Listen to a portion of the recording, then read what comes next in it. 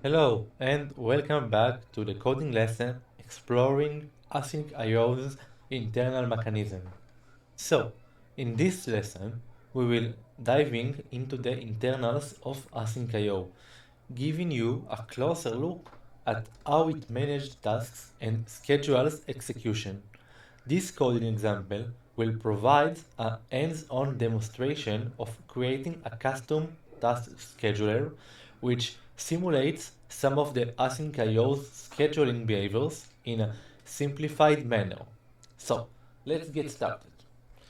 First of all, let's import AsyncIO, import time, and for the first time, import ipq.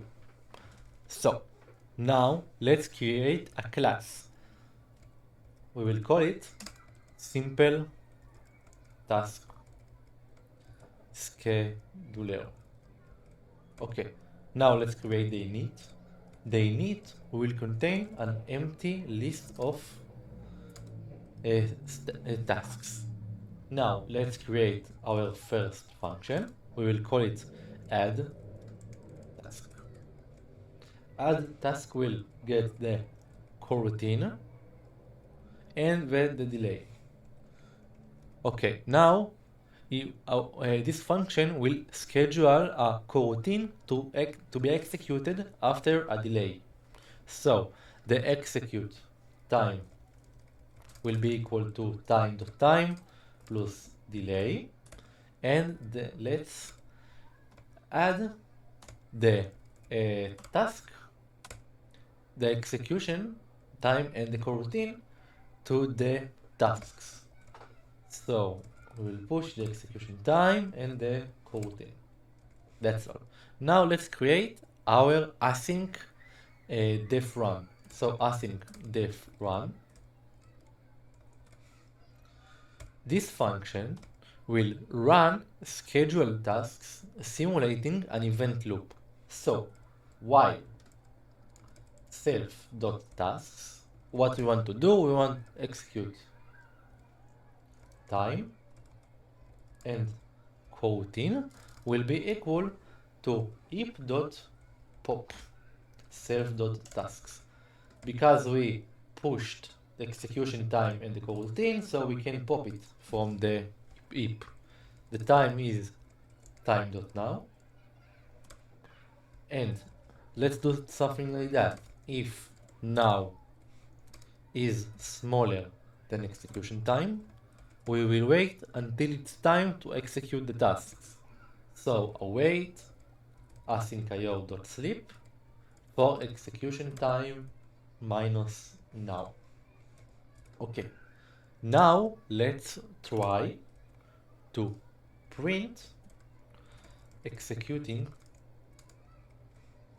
coroutine dot underscore name at time.time and await for the coroutine. Cool. And if we didn't succeed, so accept exception as E. I don't know what the exception will be, so I use the general exception.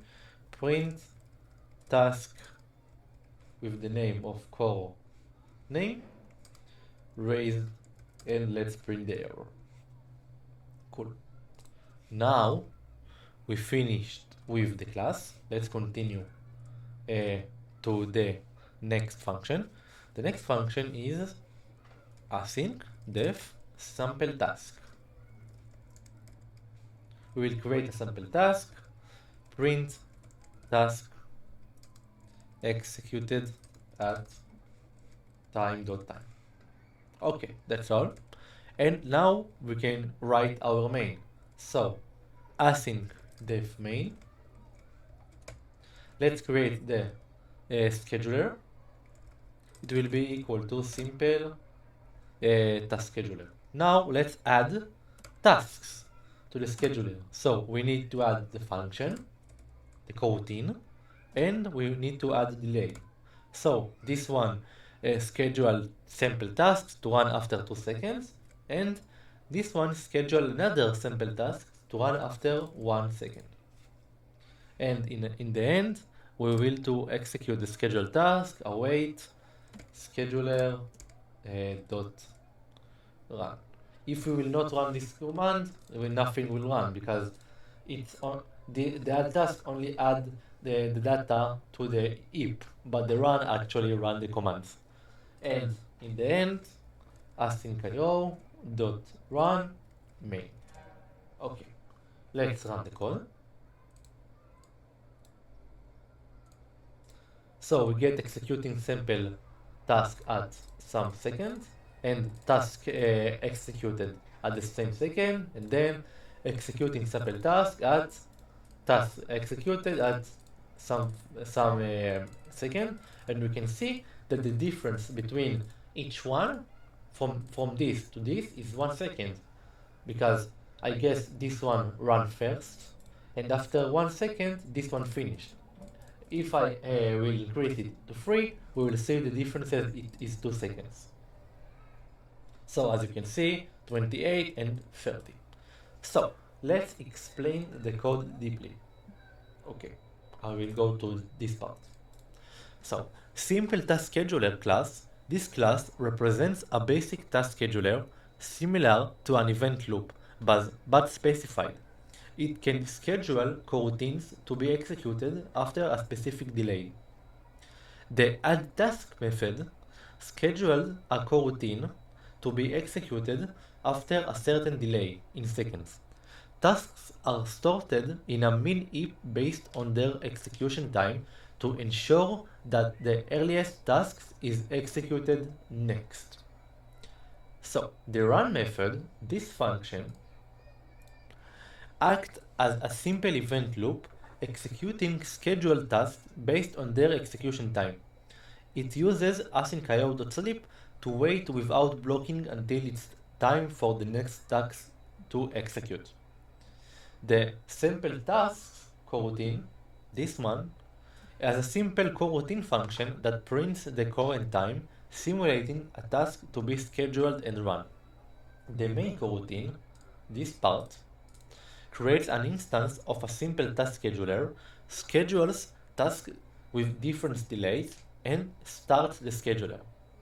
This example, while not a full-fledged event loop, mimics the basic scheduling and execution mechanism behind the AsyncIO event loop, providing insights into how asynchronization tasks are managed and executed in a non-blocking manner. I hope you understand this lecture. I will add this code to the lecture. I see you at the next one. Bye bye.